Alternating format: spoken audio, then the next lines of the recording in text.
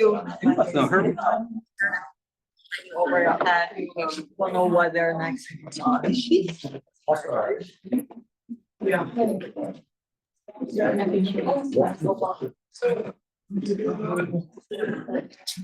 So while we wait, our speaker will be here in just a minute. She's here. She didn't forget us about this. I'm just going to give you guys a few announcements about what's coming up in the pipeline. So while we wait, so I am thrilled that our next COA speaker on Monday, April 7th, will be one of our very own, Dr. Chenli Zhu. Everyone knows he's an associate professor in geriatrics, and he will be talking about physical resilience concepts, measurement, and clinical relevance. So very timely and very, very happy to have him be our speaker for April. And then just this morning, we finally secured a speaker for Research on Aging Showcase in May. And it'll be Barbara Resnick from University of Maryland. So just across town, thrilled to have her. She's really a fantastic collaborator and scientist, and I'm very excited to have her here. So Alden, I'm going to turn this over to you to introduce our speaker for today. Hi, everybody, and good morning. It's the morning of our lives. So it's my distinct honor and pleasure to introduce our speaker today. Dr. Elizabeth Rose Maeda is an associate professor of epidemiology at UCLA right now, but I have had the pleasure of working with her since she was a postdoc at UCSF studying epidemiologic methods and social epidemiology with people like Christine Yaffe, Mary Hahn, and Maria Gleamore. She's a recognized leader in our field of epidemiology and cognitive aging.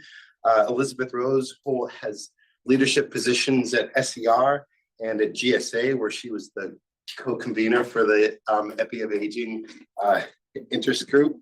She also serves on the organizing committee for both the Melodem conference as well as our Advanced Psychometric Methods for Cognitive Aging research conference. As a measurement person myself, Elizabeth Rose is a constant reminder to me that sample selection matters. Sometimes as much or more so than the measurements we use to characterize people. She's thought a lot about selection effects, both into cohorts and out of cohorts.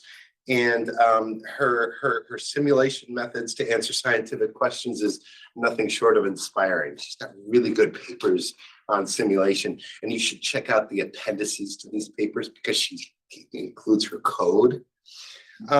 She's a causal methods epidemiologist. She co-directs a few of the Kaiser-related studies, including CANDLE and LA90 and STAR, and probably a couple other things that I don't know about.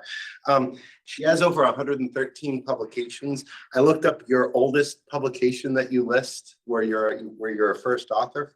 One from 2013 was Type 2 Diabetes and 10-Year Risk of Dementia and Cognitive Impairment Among Older Mexican Americans. So already in this early study, we saw issues around competing risks of mortality. She used the SALSA study, which is freely available at ICPSR. And there was this early hint of interest in health disparities work. So she's going to talk about health equity in brain aging and the approaches for better evidence. I'll stop talking.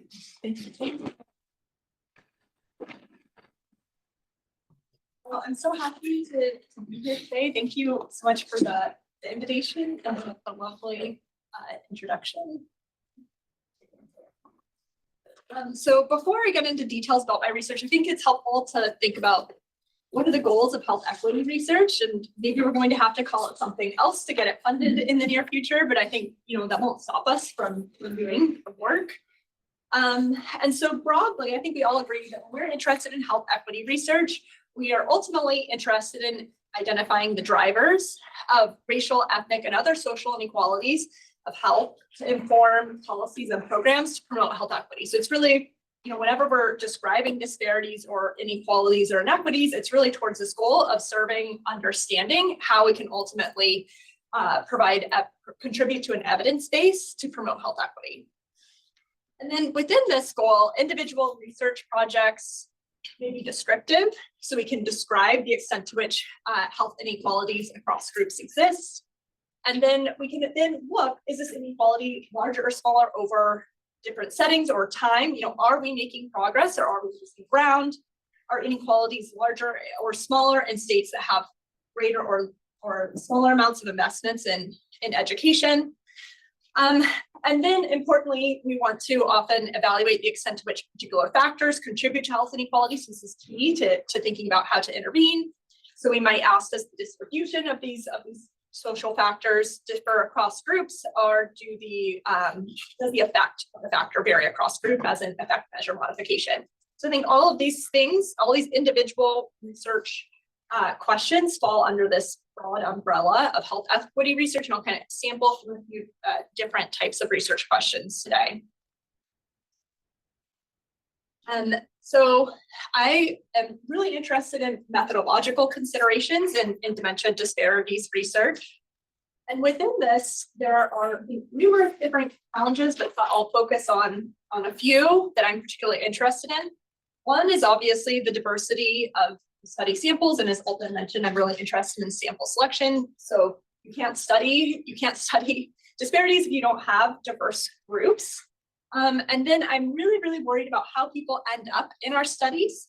And I think we have to understand that to try to correct for the selection bias and understand how to extend inferences to the populations that we care about.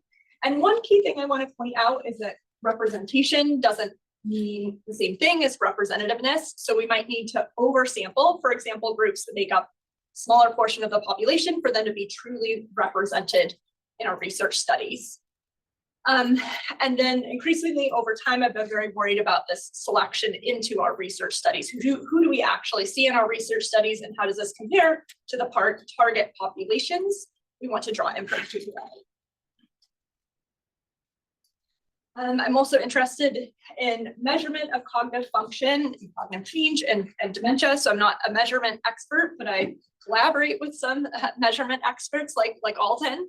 And when we're thinking about measurement, we really want to make sure we're measuring the same thing, or as close as we can to the same thing, especially in educationally, ethnically, and linguistically diverse populations. And if we're thinking about dementia as the endpoint, we need to take into account that delays in diagnosis could then lead to spurious differences in dementia incidence rates. So we might see differences in dementia diagnosis, but what we're really interested in are differences in dementia risk or incidence. And then, of course, I think something we all need to aim for and constantly need to remind myself of is, apart from fancy methods and measurements, we always need to make sure that we're trying to ask clear, theoretically motivated questions. Because I think, you have a fuzzy question, you'll have fuzzy answers. And so we want to start with a really clear question to the extent possible, which is harder than it sounds. So in terms of where we are or how we got here in terms of racial and ethnic disparities in dementia research, in 2011, which is almost 15 years ago now, President Obama identified that reducing racial and ethnic disparities in dementia was one of the national priorities of the National Alzheimer's Plan. But at that time, there were really very few studies of dementia incidence in samples that represented the racial and ethnic diversity of the United States. And so there was really, before we could really think about reducing disparities in dementia, we even needed to start with thinking about to what extent do disparities exist? And at that time, most of the studies, and I think to this day this is changing, but still true to some extent, most studies include one or two racial and ethnic groups. And so people were trying to piece together information on to what extent disparities existed by looking across studies. But dementia rates are extremely sensitive to diagnostic criteria. And so that doesn't mean one study has a good algorithm for identifying people with dementia, another study has a bad algorithm. Just differences in the diagnostic criteria used across studies, even if they're all reasonable, could lead to differences in dementia incidence rates across studies. That, combined with the fact that we might be picking up on geographic differences between studies, means that it can be really difficult to understand to what extent disparities in dementia exist by just piecing together evidence across different studies. So that was the motivation for this paper that has launched a lot of the work that I've done since, where we evaluated inequalities in dementia incidence using data from Kaiser Permanente, Northern California. And so I've continued to work with this data set, and I think there's a lot of things that make it pretty valuable data set for research on dementia in diverse populations. So Kaiser is an integrated healthcare delivery system. And specifically, I work with Kaiser Northern California, which is like the Bay Area into the Sacramento area and Fresno in California. And currently it serves over 4 million members. So it's a very large number of members.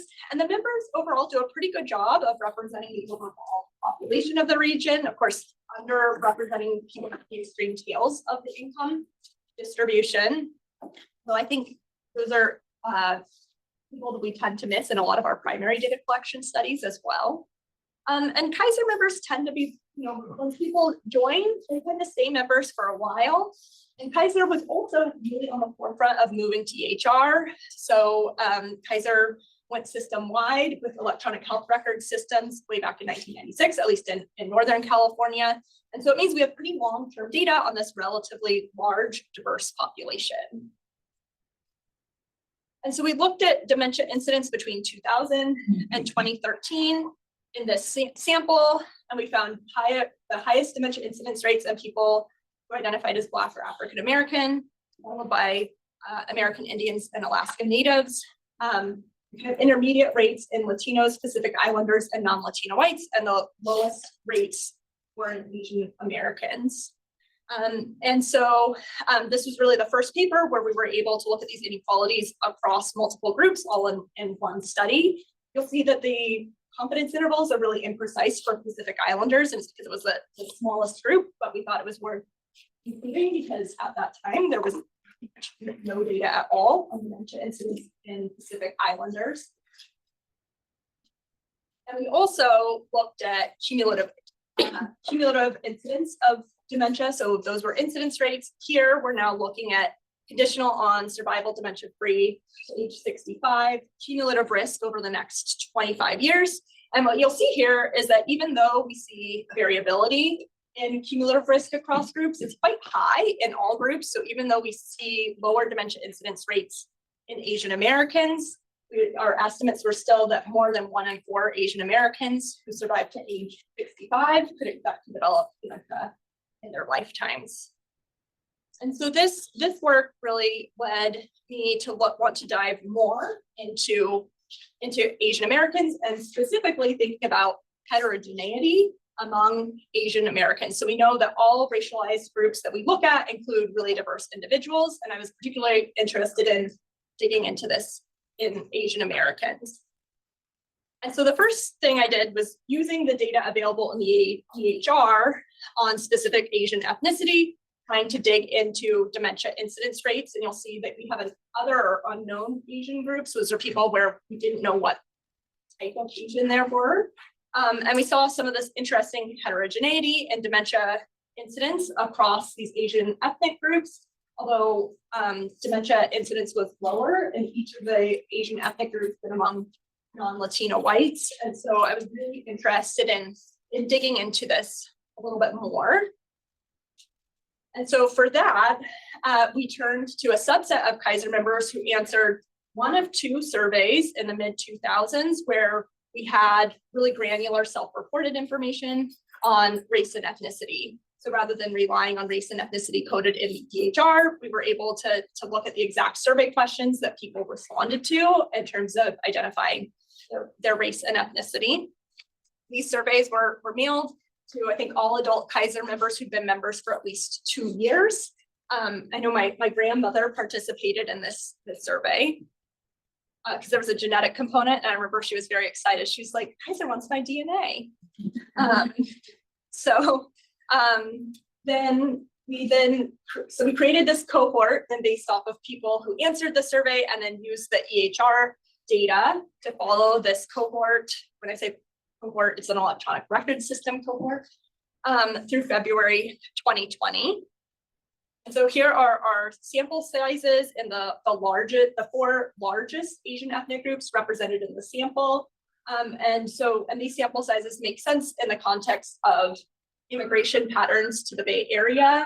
So you might think the South Asian population looks small, but it's the South Asian population in California for 65 or older in the mid 2000s. So that we think there's definitely cohort effects in terms of the size and representation of the Asian population.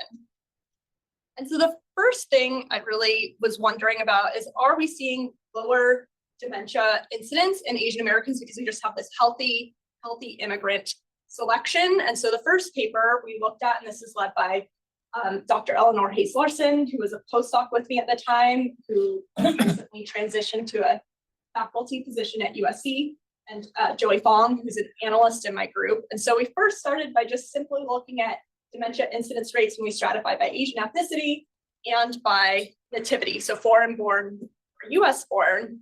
And we'll see here, so we see foreign born is in the light blue, and in the darker gray, we see US born. And if anything, dementia incidence rates were slightly higher in the foreign born. I don't think it's necessarily meaningfully higher, but it did suggest that we didn't see that the explanation for lower dementia incidence in Asian Americans is simply due to some sort of healthy immigrant selection. And so, and some additional work we did, so this again led by Eleanor with a biostat PhD student, Juliette Zhou, contributing as an analyst.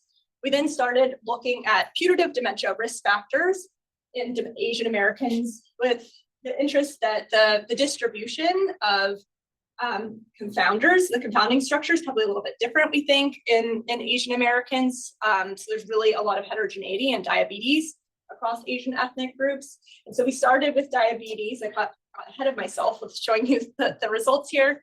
Here we're looking at age-adjusted incidence rates by diabetes status, and this is at least 5 years prior to taking the survey. And the light bars represent people without diabetes, and the dark bars represent people with diabetes. And so we see overall higher dementia incidence rates in people with diabetes, and particularly among South Asians that we see on the far side.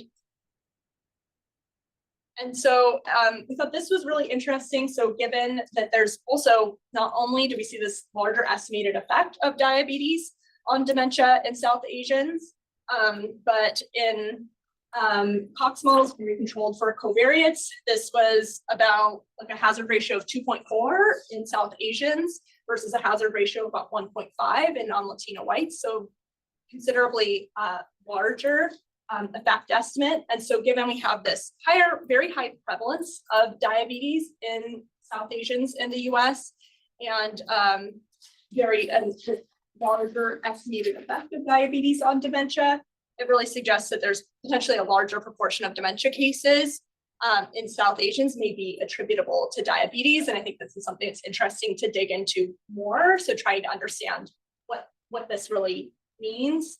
And I have a collaborator at UCSF who's really focused on cardiometabolic health in South Asians, and we're really thinking about next steps for trying to dig into this. And so I want to spend a little bit more time talking about a recent paper in the same cohort of Asian Americans in Kaiser. This is led by current postdoc Paloma Rojas Sanero, and again with Julia Zhou as a supporting analyst, where we then in the same cohort were interested in estimating the effect of incident stroke on dementia risk over 10 years. But before I get into this specific question, we have this real problem with, which is Alden mentioned, I've been worried about since I was a doctoral student, which is how do we handle death, especially if your exposure is something like stroke that has a, like a non-trivial effect on death. And so one of the reasons I recruited Paloma to work with me is she had this shared interest. And so one of the things that we need to start with when we think, how do we handle death, is, well, you need to think about what is your research question. So the appropriate method will depend on specifically what you are trying to estimate. What's your research question? And so the first estimand that we were interested in is the total effect of stroke on dementia.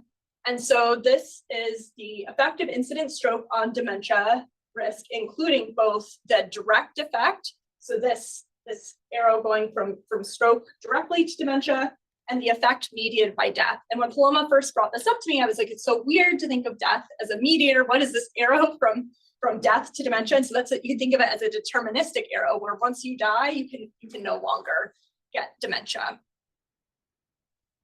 And so in this estimand, death is defined as a competing event. So once you die, you can no longer develop dementia. And when we're modeling events, people are either coded as getting dementia, dying, or remaining alive and dementia free at the end of our study. So when we code death as a competing event, it's a separate event from our main event of interest, which is dementia.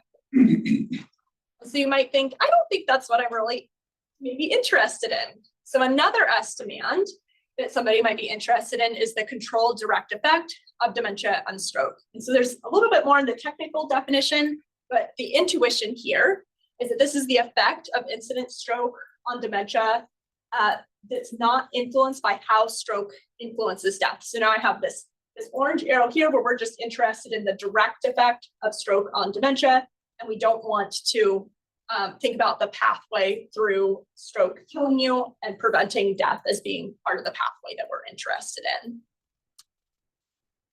So another way of phrasing this is that this is the effect of incident stroke on dementia risk if nobody died. And so I think people often find this not very palatable. They're saying this isn't the world that we live in.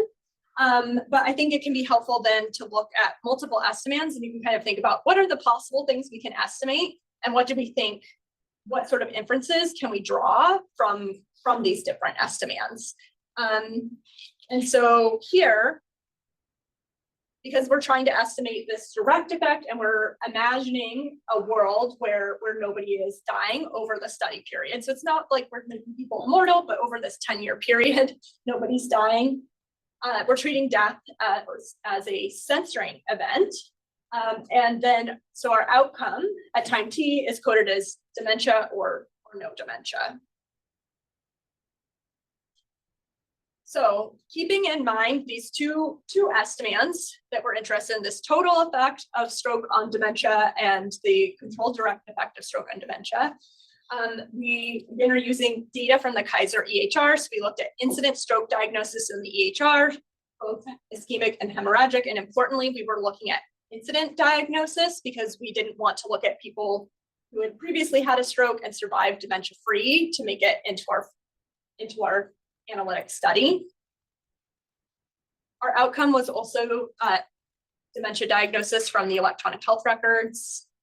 And then we really tried to use the data available to us to try to control for confounding, to make the people who developed an incident stroke exchangeable with people who up until that time point remained free of a stroke. So this included time-fixed covariates from the Kaiser membership databases and the surveys, where we also got the race and ethnicity information, and time-varying covariates from the electronic health record system to try to, as I mentioned, try to make the people who developed an incident stroke exchangeable statistically with the people who remained stroke-free at that time point.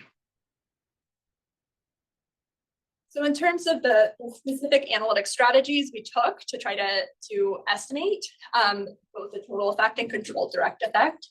So again, the total effect is the effect of incident stroke on dementia risk, including the pathway mediated by death. So we think if stroke kills you, that is a valid pathway through which stroke can prevent you from developing dementia. So that's so that we're treating death as a competing event. So again, our assumptions here, like most observational epi studies, we're assuming no unmeasured confounding. So we did what we could with the data from the EHR and the surveys to try to control for time varying confounders. So after we adjust for the confounding, we're assuming no unmeasured confounding, and we're assuming that dementia and loss to follow-up are statistically independent, conditional on covariates. And I'll say that the loss to follow-up is kind of small. Just a clarification, what was your time zero? Our time zero was when people took the survey. Yeah, thank you. And so everyone had to be free of stroke and dementia diagnosis at the time of the survey. At least when we say diagnosis, it's like as far as we could see, at least. And so most people took the survey around 2007. There was some variability. There's like a subset of men that took it in 2002, 2003, and the EHR dated back to 1996 for people who are members that long. Yep. So to try to fulfill these assumptions, we use inverse probability of treatment weights to account for confounding, and inverse probability censoring weights to control for loss to follow-up. And then we estimated cumulative incidence of dementia using a weighted Allen-Johansen estimator. So we applied these weights to control for confounding and loss to follow-up to estimate the cumulative incidence of dementia. And then after we calculate these cumulative incidence curves, we could then calculate risk ratios or risk differences relating stroke and incident dementia. You could do it at any time period when we had follow-up, but we're presenting the results at year 10 based on, we were considering like the length of data we had, but we thought we could make reasonably precise estimates. And so to estimate the controlled direct effect of stroke on dementia, which again is this effect of incident stroke on dementia risk not mediated by death, or we can also think of it as under the scenario where you imagine that nobody died over the 10-year period. Here we're treating death as a censoring event. And so in addition to the assumptions of no unmeasured confounding and that dementia and loss to follow-up are statistically independent, conditional, and covariates, we're now also assuming that dementia and death are statistically independent, conditional, on covariates. So here we use inverse probability weighting now to not only control for confounding and censoring due to loss to follow-up, but also censoring due to death. So we're creating this pseudo population that remains alive. And here we also estimated cumulative incidence of dementia, but here we used a weighted Kaplan-Meier estimator. And then we also calculated risk ratios and risk differences. Today I'm just presenting the risk ratios relating incident stroke and dementia risk over 10 years. So here are, before I get into the results relating stroke and dementia, here are results on the cumulative incidence of stroke at 10 years of follow-up across groups. And you'll see here that cumulative incidence of stroke is pretty high. So this is over 10 years. The cumulative incidence was, 10% or so plus across groups. And we saw some heterogeneity in risk of hemorrhagic stroke as well. But overall, I think that the main thing that I saw from this is like pretty high cumulative incidence of stroke, suggesting that, it's pretty common. It makes it pretty important in terms of understanding the potential effect on dementia risk. And I'll say, I don't know how many people are familiar. There is evidence, higher evidence suggesting there's higher risk of hemorrhagic stroke in Asian Americans than non-Latino whites, although when we dug into it, we thought the evidence was like a little bit fragile.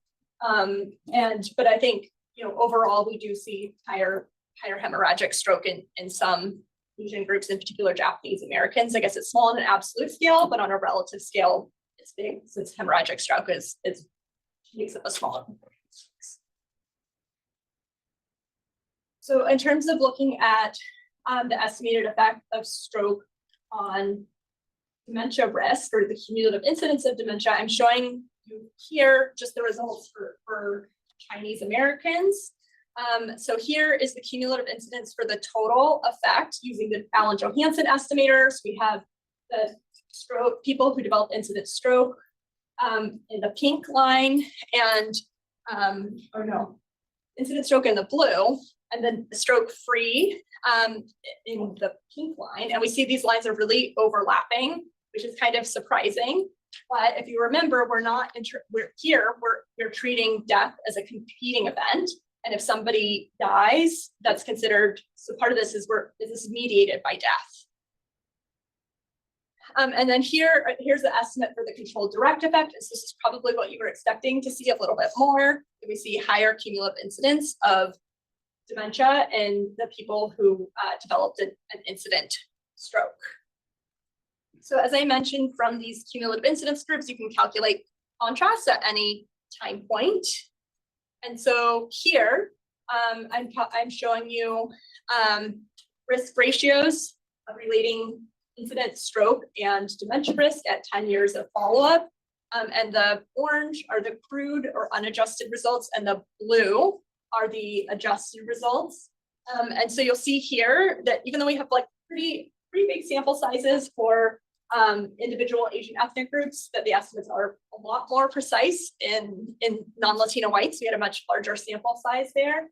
And so we'll see here that, look, as you can see with the curve, the cumulative incidence curves for Chinese Americans, that once we control for potential confounders, we see that for the total effect of stroke on dementia, we either see no effect of stroke on dementia, or maybe even protective. Do you have a sense for why the standard errors in the adjusted models blew up? I mean, even for non-Latino white, they're bigger. I mean, we're waiting, so we're trying to wait for the weights will do it. Yeah, so here it's waiting. I guess when we're saying unadjusted, it means unadjusted for confounding. So this is, I guess we were trying to control for a lot of time varying covariates, so it's less precise.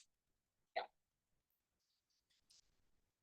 And then here are the estimates for the controlled direct effect. And so this is, again, like you saw with the cumulative incidence curves, we see higher dementia risk in people who developed an incident stroke. And we see some heterogeneity across groups, but overall, I think no striking differences. And it's a little bit hard because we have, the estimates are so much more imprecise in the Asian ethnic groups. And I should mention, we included non-Latino whites as sort of like a benchmark. So most of the literature on stroke and dementia has been done in non-Latino whites. So to be able to put our results in context of the broader literature, in addition to looking at Asian American ethnic groups, which is of primary interest to us, we also included non-Latino whites. But as you see here, it's pretty substantial increased dementia risk among people with stroke when we treat death as a censoring event. So I guess you see we got really different answers to really different methods, but the reason why we got different answers to different methods is we're asking different questions. So I think often people will say, what do I do to account for the competing risk of death in it? So the answer is then, what's your question? And then you can think about what tools you want to use to try to answer that question. And I am personally most interested in the controlled direct effect. I think it tells us more about etiology, even though people don't like this idea of this hypothetical scenario where nobody's dying. But I think it does give us some more insight into the etiology when we're thinking about the drivers of dementia. And so we saw that, stroke has a very large effect on dementia risk. And so this is, important for dementia prevention efforts. We can think about strategies we know to prevent stroke. And we can also think about clinical care, potentially, strategies to prevent dementia among stroke survivors as well. And as you saw, we were trying to look at incident stroke, and then we were trying to really do our best to control for time varying confounding. And so our estimates got imprecise, and this is when we have even thousands of people. So our smallest Asian ethnic group we included here were South Asians, where our sample size was 1,000. And so our approach here was a little bit greedy for sample size, which really points out this need for large sample sizes in minoritized groups. And I think some of these large sample sizes are really only possible when you're using electronic health records data, claims data, or really large national studies, like the Health and Retirement Study or NHATS. So it's really points to the need for these really large data sets. Some of the limitations is that we had one really brief survey that people participated in, and so we had pretty limited information on social factors. And of course, our diagnoses are limited to the electronic health records. So you might also say, well, aren't people with a stroke more likely to develop a dementia or receive a dementia diagnosis because they're under follow-up?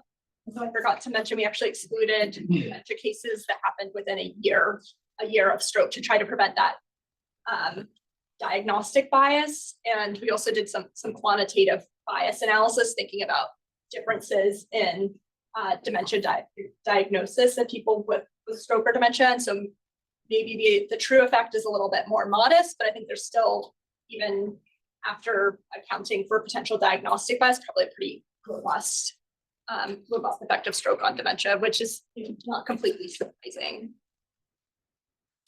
And of course, this whole project, I think it's just really trying to think about really heterogeneity across groups and within Asian American groups as well.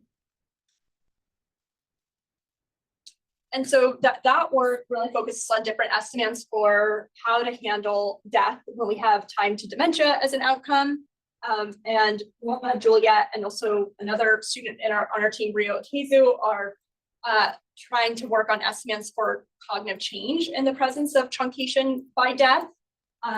So building on really nice literature on how to handle death as a competing event when you have a time to event outcome. Now it's really thinking about in particular causal estimates when you're estimating effects of an exposure on cognitive change when you have truncation by death. And so Paloma has looked in the literature, and there's some paper by Long Wen, who I think is at University of Ontario, who's done some work in this area that we're building off of. And so here, this is data from the CANDLE study and STAR cohorts. These are cohorts nested within long-term Kaiser members. And here we're looking at people who were socially isolated or experiencing social isolation at our study baseline, and looking at trajectories of functional limitations that I'm showing here specifically are ADL scores over time. And so we see that you would say in this scenario where we're looking at while people remain alive and under study, you would say, well, in the social isolation, the group not experiencing social isolation, we see really flat functional limitations. We would actually see a decrease in functional limitations in the people who remain alive and in the study. You might say that's strange. I wouldn't really expect that people who are experiencing social isolation to, over time have reduced functional limitations. So we've also, but that's the estimate. If you're looking at the estimate about the predicted trajectories and people who remain in the study, the people who remain in our studies are different than the people who die and drop out in our studies. So we've also estimated trajectories in a scenario where death and loss to follow-up are eliminated over the study period. And then we see, as expected, we see this increasing trend of functional limitations over time. So again, if you ask a different question, you get a different answer. And I wouldn't expect that the same people, that not everyone is going to be interested in the same questions. And I would say that sometimes neither question seems really quite satisfactory. But I think sometimes by looking at multiple questions, I think it can be helpful to think about, okay, what are the possible questions I can ask that I would know how to estimate? And sometimes that can, at least for me, like help me say, okay, well, I guess I can imagine this scenario where nobody died over this time period, because I think that gets the closest to what I'm interested in. So next, I'm going to talk a little bit about some work we've done on measurement. And when we're thinking about measurement of dementia, my former student, Crystal, who's now working in industry, has worked with HRS to develop an algorithmic dementia classification framework for the health and retirement study or other large studies. And so a lot of dementia classification algorithms, typically we only include information in the algorithms that were available on everyone in the study, which seems pretty natural. And so, all of these large studies, there are multiple different health outcomes we're trying to measure, and we can't really devote 45 minutes to a really detailed neuropsych. And so I have that with the dashed lines here. That's often what we're missing. And so Crystal used a Bayesian latent class mixture modeling framework to try to use data from ADAMS, which is this HRS sub-study that many of you are probably familiar with from the early 2000s that had a detailed neuropsych and then clinical dementia diagnosis. And she used this with the more recent HCAP data, which has really rich cognitive data, but no dementia diagnosis. And so what she used here is she used data from ADAMS to develop the priors to create a synthetic HCAP study to sort of, impute or predict dementia diagnosis for the people in the synthetic HCAP study she developed. and then use weighting or standardization methods to then extend dementia prevalence estimates from the synthetic HCAP sample into a synthetic HRS sample to try to, rather than only using HCAP data or only without the dementia diagnosis or only using Adams data, which is now more than 20 years old, to try to leverage the information from both Adams and HCAP to try to come up with estimates of the prevalence of dementia or cognitive impairment in HRS. But I'll dig a little bit more into thinking about measuring life course experiences with dementia. And the lead analyst on this was Taylor Mobley, who was a master's student when we started this and is now a PhD student, soon to be candidate. And so in this paper, we were really interested in estimating effects of work and family experiences on memory function and decline among women in the United States. And so for this, we used data from the Health and Retirement Study. We specifically looked at women who were born in the 1930s through 1950s. And through I think it was a Leave Behind questionnaire, these women answered information for every year of age between ages 16 and ages 50, information on whether or not they participated in the paid labor force, whether or not they were married, whether or not they had children under the age of 18 at home. And then from that information, my collaborator, Erica Sabbath, who created these trajectories for looking at mortality initially, looked at, for each of these women, then created an individual trajectory. So on the side closer to me first, we see a hypothetical woman who in her late teens was not in the workforce and had no children, and then in her early 20s, entered the paid labor force and did not have children. And on the far side, we see another woman who also started in her teens, not working or not in the paid labor force with no children, and entered the paid labor force without children. And then throughout most of her 20s, 30s, and 40s, was employed in the paid labor force and was raising children with a partner. And then finally at the very end, was working with no children at home. So we have these, imagine we're creating these trajectories for individual women. And then Erica and her team used a sequence analysis to try to then take, this is an index plot of all the individual women and their trajectories, and then used a sequence analysis to try to come up with groups of women with similar enough trajectories. So this is, you can think of it as like a way of looking at all of these individual trajectories and trying to group people who have similar enough trajectories. And so the results, our main results look at five trajectories. The solid lines are for women who were in the paid labor force, and the dashed lines are for women who spent most of their time in their in early to mid adulthood, not in the paid labor force. And within these groups, we also look at whether people were married, raising children, and if they're raising children, whether they were married or raising children on their own. And so what we see here is that at age 60, we really didn't see, after we controlled for confounding, we really didn't see differences in memory scores at age 60. But then after age 60, we saw differences in the rate of decline that really seemed to be grouped by participating in the paid labor force or not, so the solid versus the dashed lines. So if we look at by age, stuck. Must have pressed something.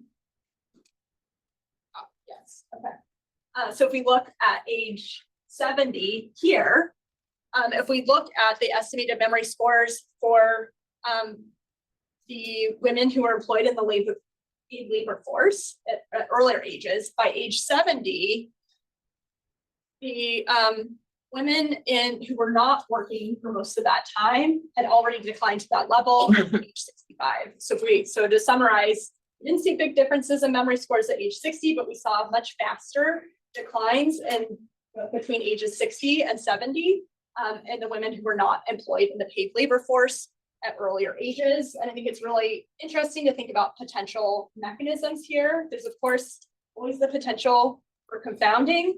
I felt better about the fact that after we controlled for early life factors, we thought of confounding, that we didn't see differences in level of memory scores at age 60.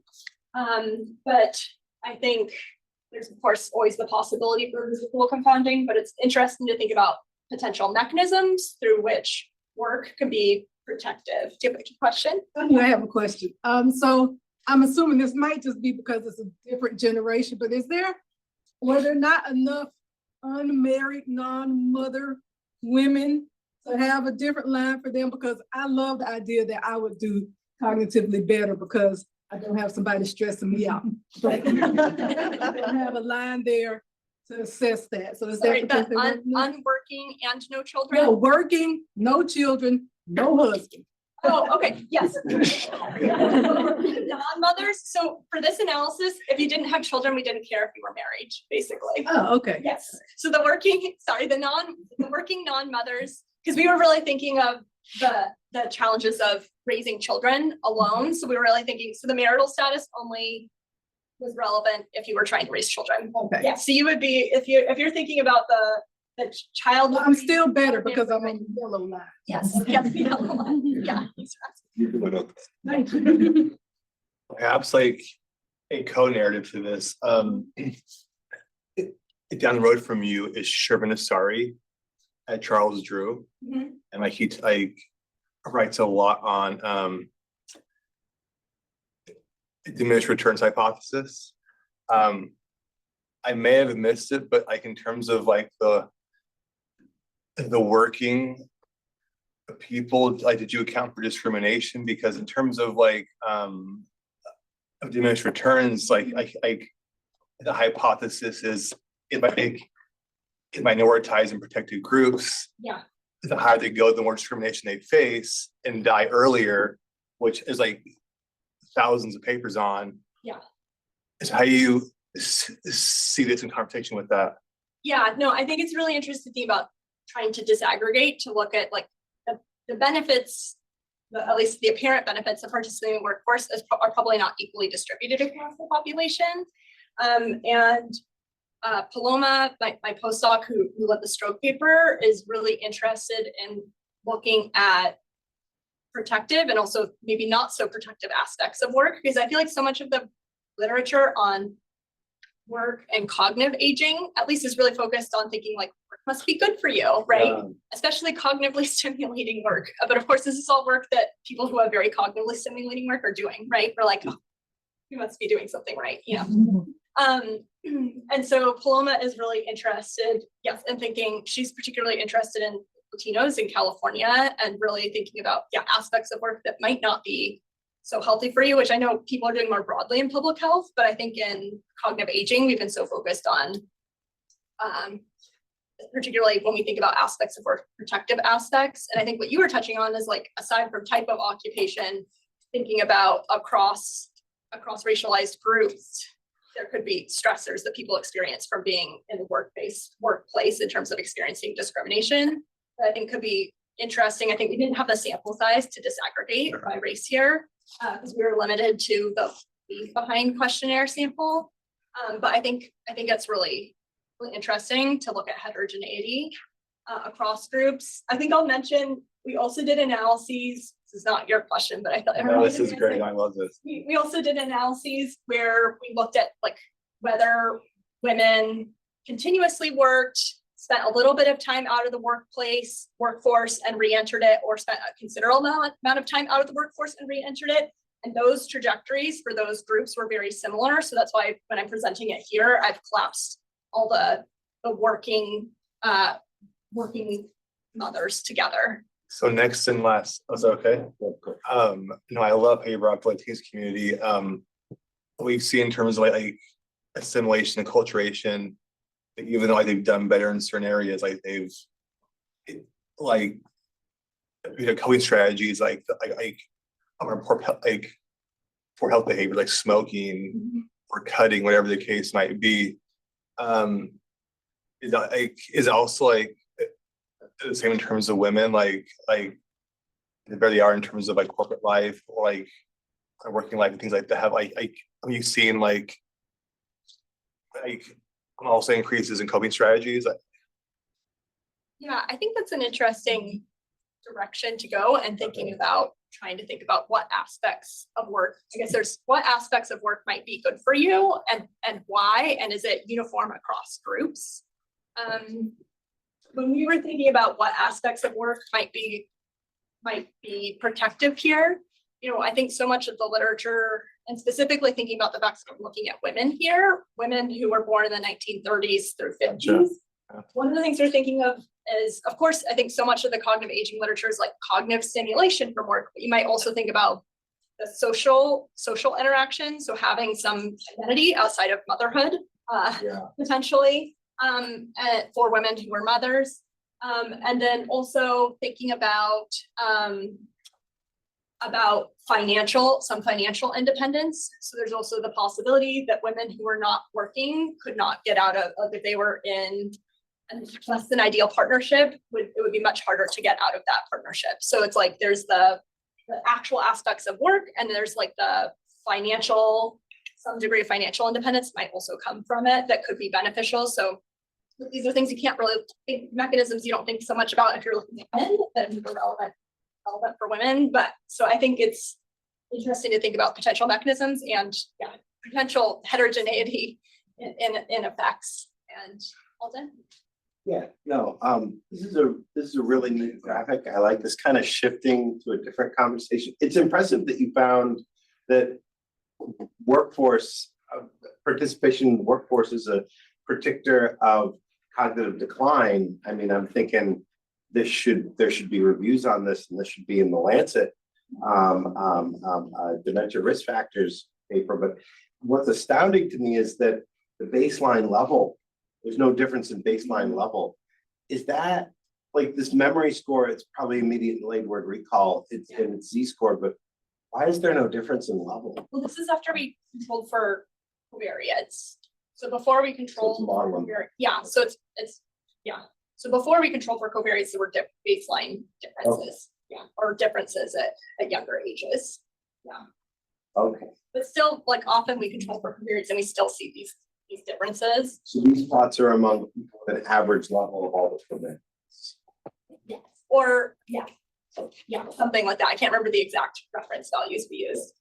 And we use the imputed memory scores at Maria's team, the WOO algorithm, with the HRS algorithms that combine the informant and direct memory assessments.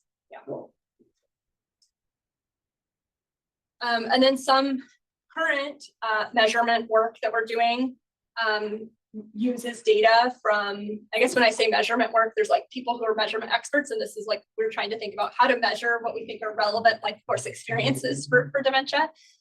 We're using the 1940 census data linked with the health and retirement study to try to understand or estimate effects of early life social and environmental factors on later life cognitive health. So most people here are likely familiar with HRS. So we have HRS data, and I think that like a group from Rob Warren and a group from the University of Minnesota linked the 1940 census with numerous data sources, including HRS, and Jen and I were talking about NHATS, and some other large aging studies. But there's been a lot of challenges with actually working with the data and thinking about measures that we are interested in and can actually attempt to measure. And so here, Paloma and Taylor are interested in estimating effects, broadly of structural racism on later life cognitive health. And so specifically, we started by thinking about, what are some things that we can try to use from the 1940 census to try to work on this agenda. And so first, we were interested in estimating the effect of racialized residential segregation in 1940 on life memory decline. But it turns out that then picking a measure of racialized residential segregation was not an easy task. There's lots of different measures people have come up with. And one that's widely used is the dissimilarity index. So the red is higher segregation and blue is lower segregation. And so on the map closer to me, you see, or I guess I can actually point here. On the map closer to me, we see here that actually in the south, we see less segregation or lower segregation by this measure.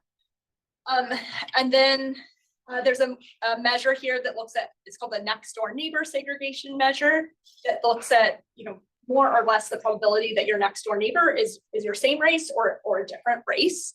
And here, again, we have red is the higher segregation, and we see a really different spatial patterning here where we see the higher levels of segregation on this measure in the south.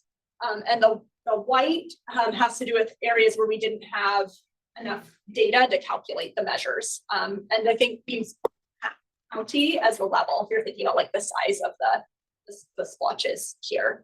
So this is just to say, like, we think we might be interested in measuring one construct, and actually we can say, okay, if we choose a few different measures that are all supposed to be measuring the same construct, we're seeing something really different. And so what we're moving forward with in this paper is using both of these measures and one more measure of racialized residential segregation and then comparing results across measures rather than trying to pick one, because it seems like we're really definitely picking up on something different with each of these measures. And my MPI on this project is Joan Casey, who's on faculty at University of Washington, but trained here as an environmental epidemiologist at Hopkins. And so this map might look, this map probably has more meaning to all of you in here than it does to me. Since this is Baltimore, so this is using the 1940 census data. On this side over here, these are the homeowners loan corporation grades, or where the pink or the red lined areas. And here we're doing enumeration district level. So in 1940, census tracts weren't nationwide, so we can't use census tracts as our local geographic measures. We used enumeration districts. And when we first started, we're like, what is an enumeration district? And it's the area that one enumerator for the census was allocated to go door to door. So a pretty small area. But so here, Joan has mapped Baltimore, looking at the whole grades. And then one thing that's really novel in this project that I'm excited about is that we've been trying to measure air pollution in 1940. I feel like so much research on air pollution and cognitive aging has really focused on much more proximal exposure to air pollution, because that's when we have EPA air quality monitoring. And so Joan is leading a project where we're trying to then say, okay, based on information that we have in 1940, how can we estimate exposure to air pollution? And one of them is roadiness. So this is a measure of street network density. And we're seeing this as a proxy for traffic related air pollution. So not, we wish we had EPA air monitors. We didn't. So we're doing what we can to try to get at measures of air pollution in 1940, but I can't take credit for this. This is really Joan's work. And so the last thing I'll talk about today is about selection bias arising from selection into study samples. So to just set the stage for the problem, let's say we want to, because I think sometimes there's people think, well, how bad could selection bias really be? And it's probably somewhere between like my level of anxiety about how bad it is and how bad people who don't want to worry about selection bias think it is. So I'll give you an example that is extreme, but to give you some intuition for the problem. So let's say we want to estimate educational disparities in Alzheimer's disease, and this could be, we could say some Alzheimer's disease biomarker from a convenient sample. So let's say in the general population here, we have people with high levels of educational attainment represented with the little graduation caps. And we have people with high genetic risk for Alzheimer's shown by the E4, which is I have in blue, and then showing the E4 positive allele. So we see that in the general population that there's no association between educational attainment and genetic risk of Alzheimer's disease. But when we think about who ends up in a lot of our Alzheimer's studies, particularly our biomarker studies, these are people you tend to overrepresent, people with high levels of educational attainment or family history of dementia, which implies higher genetic risk on average. And so if these two factors are really driving people to participate in the study, we would see here in this hypothetical scenario where we end up with this association between genetic risk and educational attainment in our study. And I've shown an extreme example here where, you know, one in 4 people with high education have high genetic risk. 3 out of 4 people with low education have high genetic risk. It might not be that bad, but you can still get the idea that if education and family history of dementia influence who's in our study samples, that we end up inducing spurious associations between educational attainment and family history of dementia in the people we're actually studying. And in real life, there's numerous things that are influencing people's willingness and enthusiasm for being in our studies.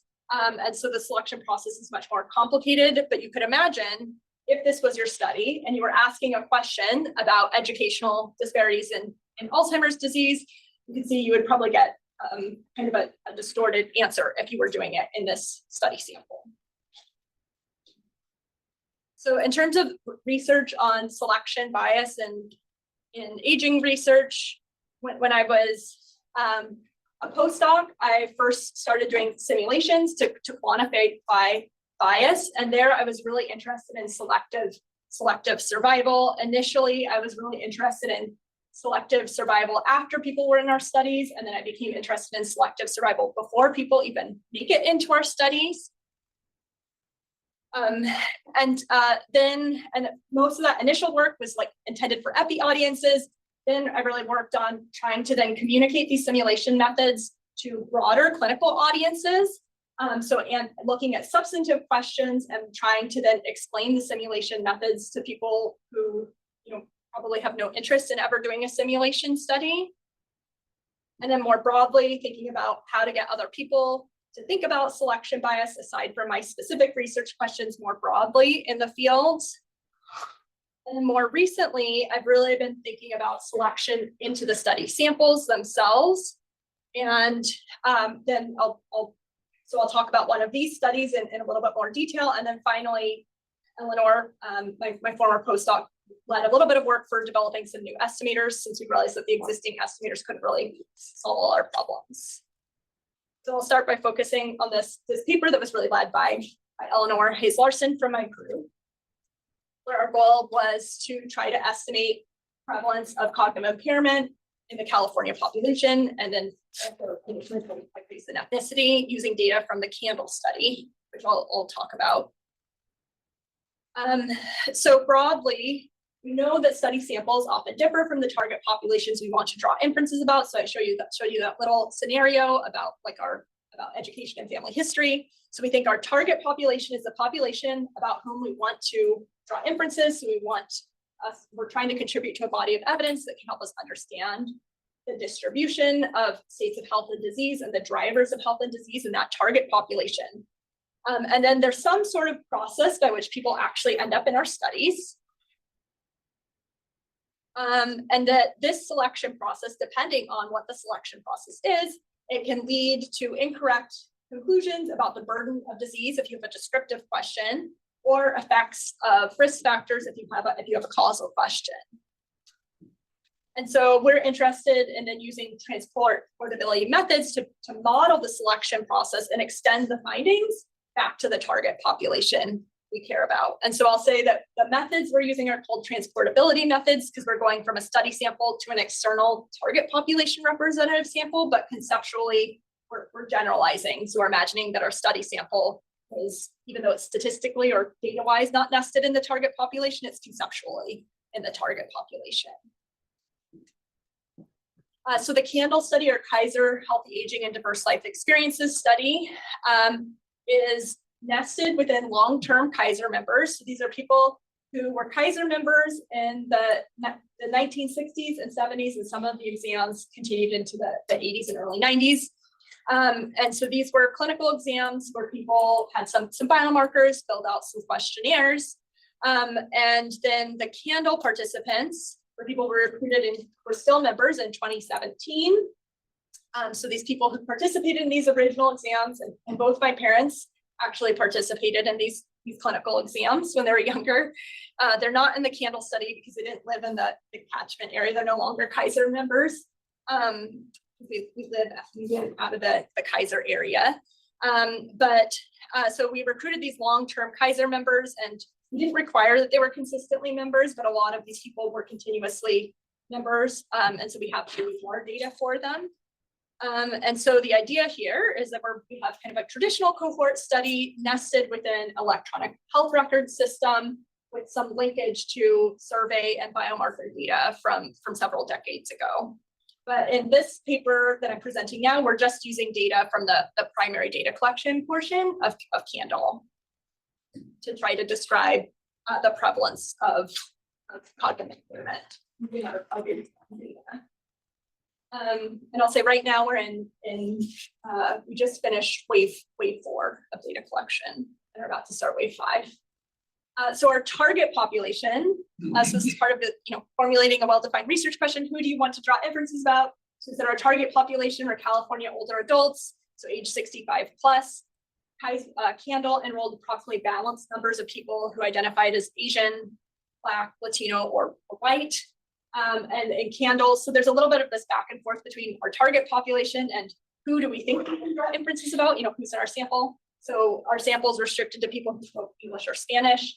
And we're also started with people with no dementia diagnosis. I'll say we didn't specify having health insurance as part of our target population. We've done that in subsequent papers. So we realized like everyone in Kaiser, or everyone in Candle has health insurance. So probably our target population should probably be restricted also to people with access to health insurance. So to try to measure our target population, we use data from the California BRFIS. And so this is, I think people here are probably familiar with BRFIS broadly. So this is a national telephone based, I think, and also now they do some internet-based health related survey that at least up until now has been run by the CDC. So it gets information self-reported on health behaviors, disease conditions, and preventative services. And so when we were thinking about possible population representative data sets, we were really thinking about harmonizability. So we thought about BRFIS. We also have thought about the California Health Interview Survey. We've used that for some other transportability work we've done. We also thought about ACS data. So I guess we were thinking both about harmonizable measures with Candle and also sample sizes as well. So for this, we landed on BRFIS after much hand-wringing and investigation.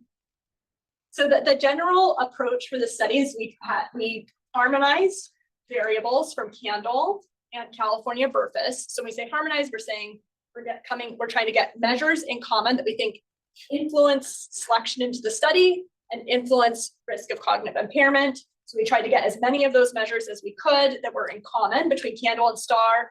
And if we could do an easy harmonization, we did. So that, for example, continuous years of education measured in Candle with categories of education measured in BRFIS, we then create a harmonized version of the categorized version of education. So we pool the data sets, we concatenate the two data sets. We have Candle, we have BRFIS, we harmonize the measures so we can then stack the two data sets together and analyze them together.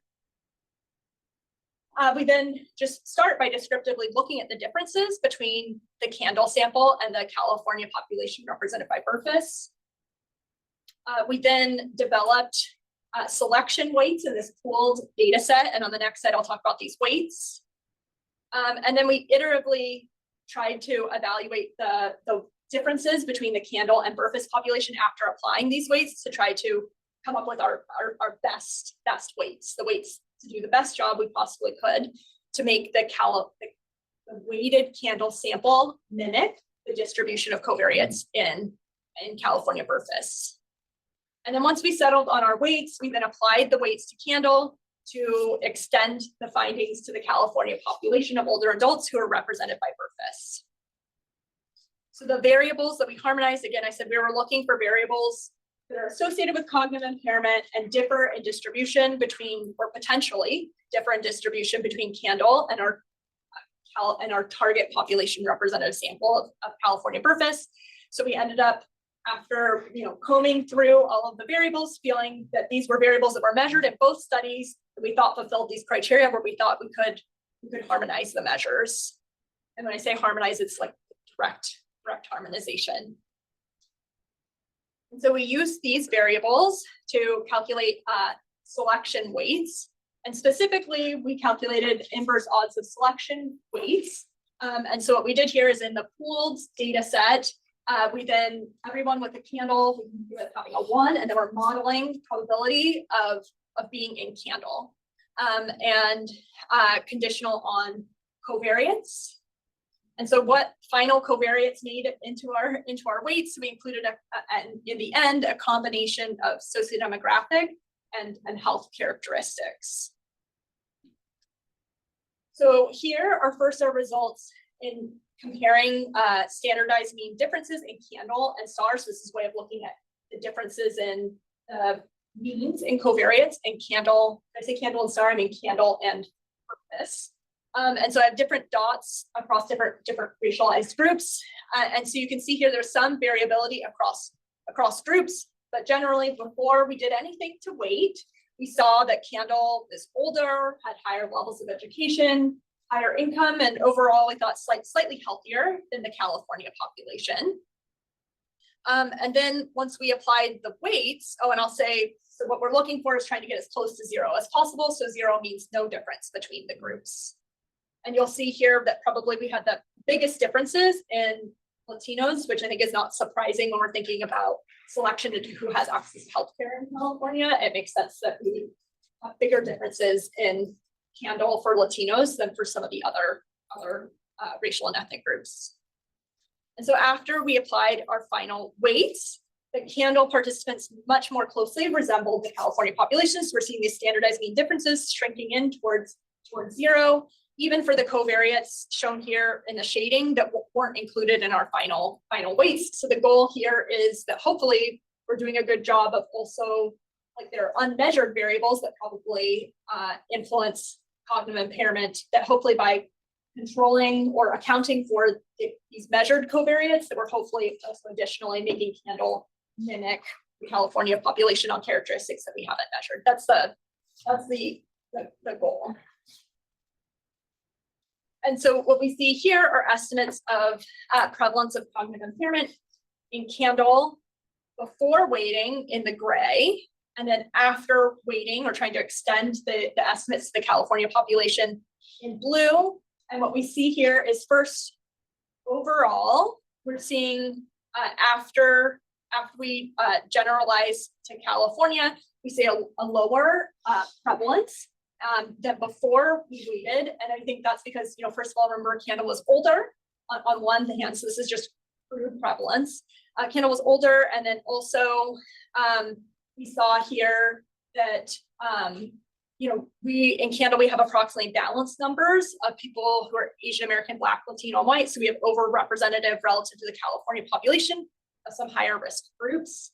And then if you look across individual groups, then we do the weighted versus unweighted estimates are not super different, although it kind of varies across group. And in particular, we see this biggest differences in Latinos. So also not surprising, we saw the biggest difference in covariate distributions in Latinos before we weighted. So weighting made the biggest difference in Latinos. So these analyses are only possible because of the diversity of the candle sample. And so there's really a need for, dementia research studies or aging research studies that represent the diversity of the general population. But again, just because we have this representation doesn't mean that our sample is population representative. And, I don't think this is anything in particular bad about candle. Most studies have non-representative samples. And so really we would say, like, trying to transport estimates or use transportability methods to try to then, extend the inferences from our study sample to a population representative sample can help us meet our goals of really trying to make estimates for the target population. But I think one thing here is that these estimators were developed for RCTs. And so I presented the results here just for the prevalence estimate.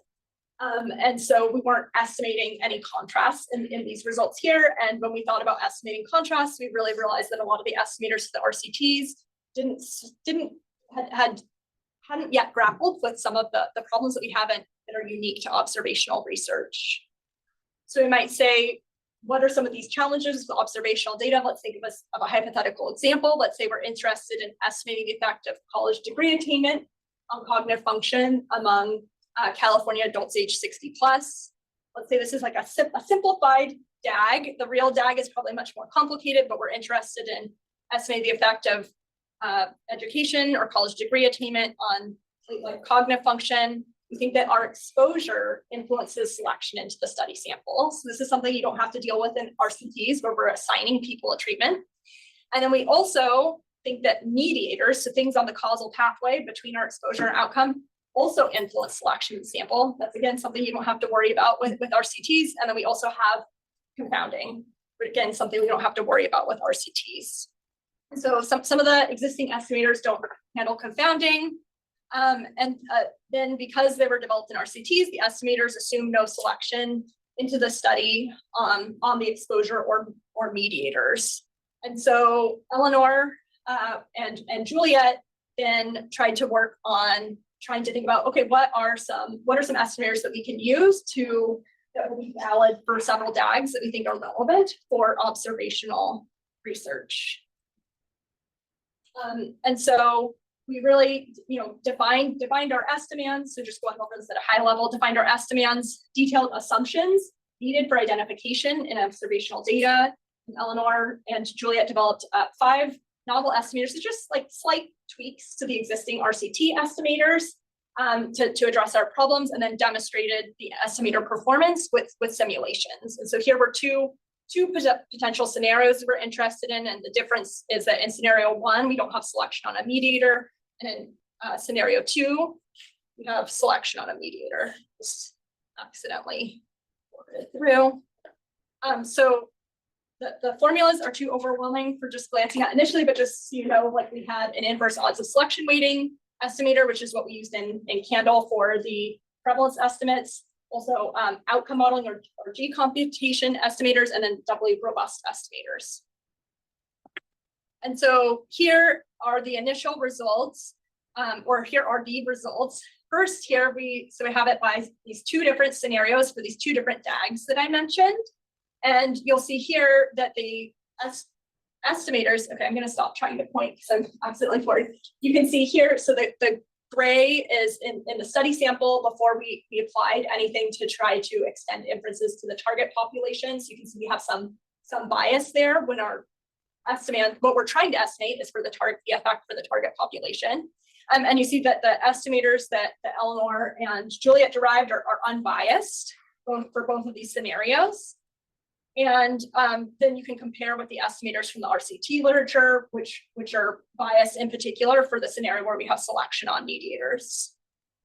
So and I'm almost done because I know we're coming up on time. So it is possible to transport observational results. There's just different assumptions that are needed with RCTs. And in particular, you need measures of the exposure and mediators that influence selection in the target population, not just in your study sample to do this. And so for future work, we're really interested in so how do we come up with the best, how do we settle into the best way of modeling the selection process and evaluating it? And there's of course the need then in our selected study samples and target population representative samples, we need to be measuring these things similarly enough that we can use them in our transportability estimators. And I'm really worried about differential measurement error across our selected study samples and target population representative samples, and trying to think about how big of a deal is that. So I don't have solutions yet, but that's something I'm interested in. And I'll just briefly mention that one of the things we're interested in is so far has been trying to think about, well, let's say you had something measured differently in your study sample and your target population sample. So my student Yan has helped us field a little measurement study where we had self-rated health and self-rated memory measured differently in our clinic-based sample and our population representative sample. And so then we fielded a study at a clinic where we had people answer both versions of the questions and use that to create a crosswalk. And then now we're using those crosswalk versions of the measures for our transportability work.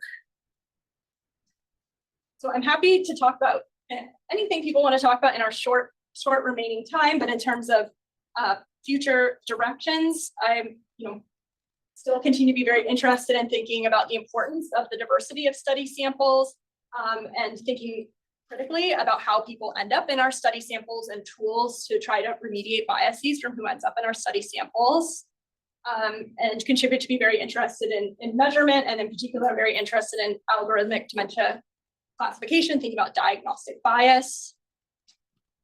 And I really see this avenue for continuing to use large administrative data, and then potentially, I think one of the things we haven't done so much in Candle yet, but it's coming to a mature stage, we're really interested in how can we really leverage the measurements available in surveys versus the EHR to then improve measurement or estimates of constructs in the EHR. I'd like to thank my collaborators and funders, and thank you for having me here today.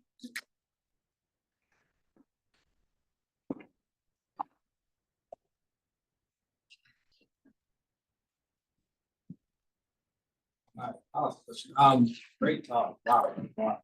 I was wondering if you could speak about the a really cool way you're computing risk of death versus filling it out, and looking at stroke and dementia without it.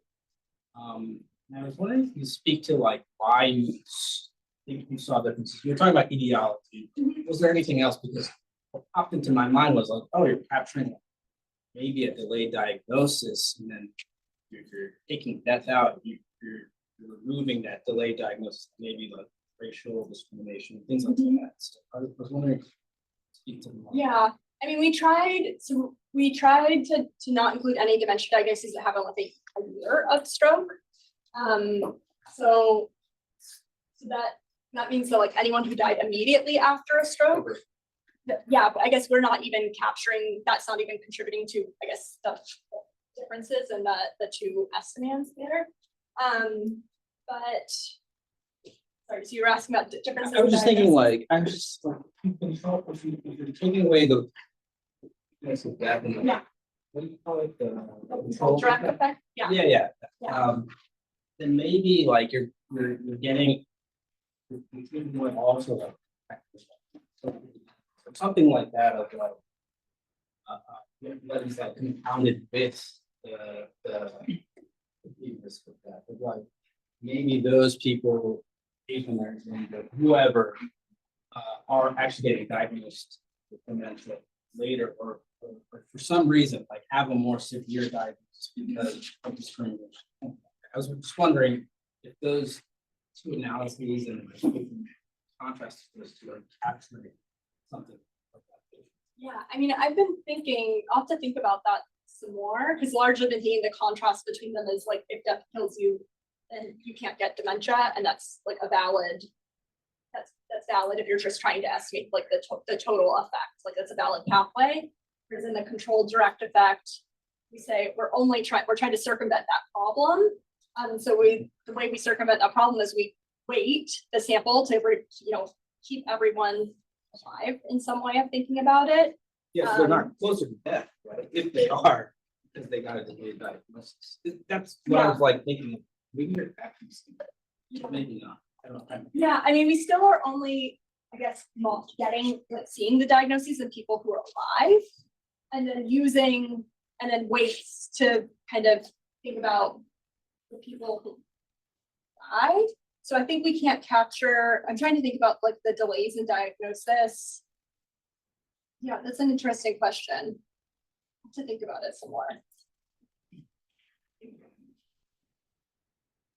I also have a follow-up question about the stroke and dementia study. So I wonder, did you think about to see the actual stroke? What about the recurrent stroke that you actually I know we did not look at recurrent stroke, but I think recurrent events is definitely, I think it's definitely interesting. But it's like, I think is it like what does Rich say? It's like how many crazy things one paper.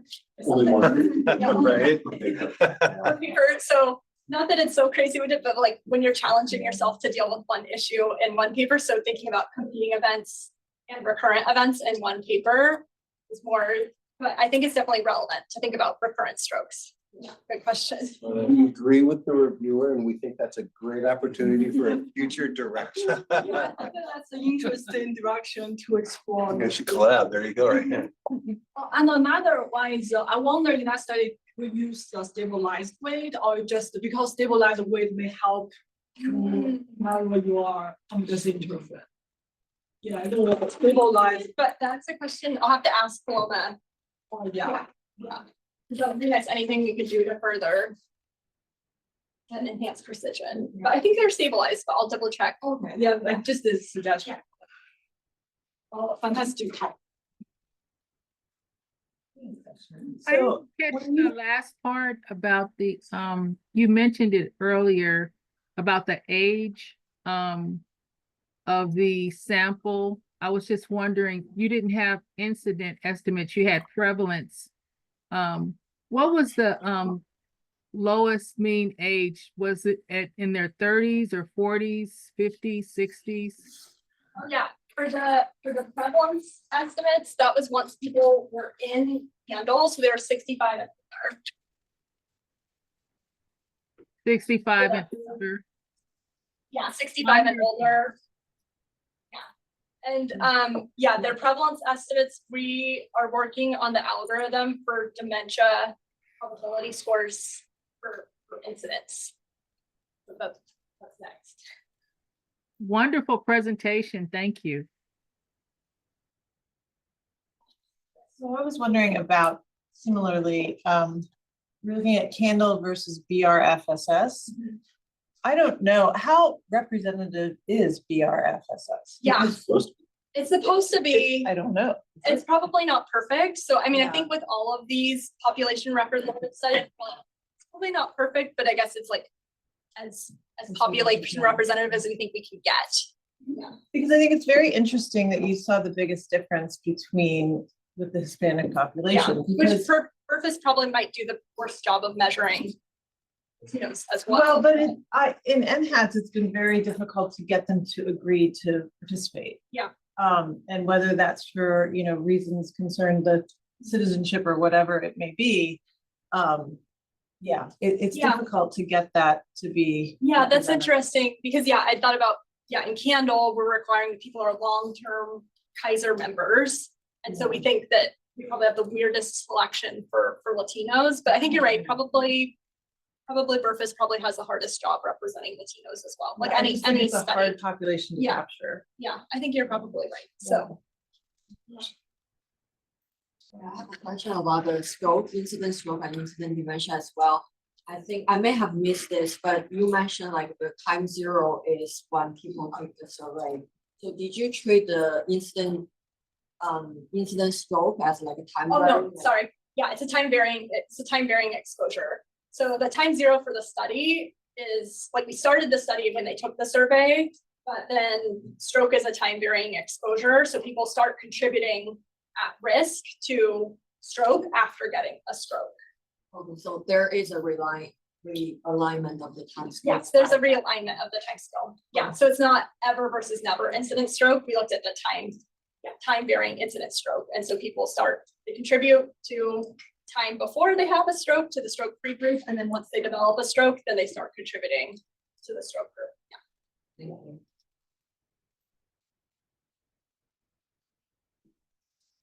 Thank you. I'm sorry, is there one more? So over there. Yeah, just like a technical question. Can you show the bias charts from Eleanor's estimator paper? And I might have The misunderstood. results or Yeah, that one's fine. Do you understand why are those standard errors? The lines, why they're are all they the same. I know, we thought that was so weird, I'll say. I think it's because our data generating structure is simplified. So I think if we had more covariates with probably weirder distributions, like I can't remember, I think we might have like had a a binary C and like a nicely distributed Z, because we were very confused why we didn't have wider standard errors once we applied estimators, and because we were also expecting to have narrower standard errors for the outcome modeling. Yeah. And double robust estimators, and we don't, and all we can think about is that like our data generating structure wasn't like the variates weren't misbehaving enough for that to come through. Yeah. Great question. Thank you very much. Thank you.